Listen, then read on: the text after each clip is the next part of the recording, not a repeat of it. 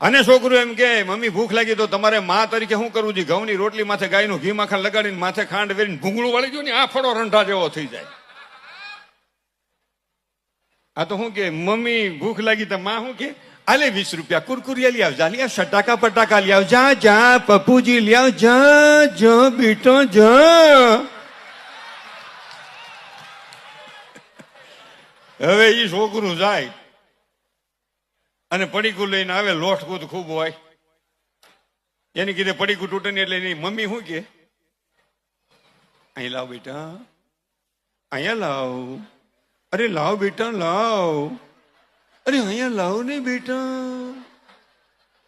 ઈ પડીકું તોડીને 2 આંગળા ઈ ખોકાવે, 5 ગ્રામ ઈ ખાઈ જાય. બહુ હારા છે કુરકુરિયા. તમે જનેતા છો, રહોડામાં તો ખવડાવો, બહાર ભલે ને ફાસ્ટ ફૂડ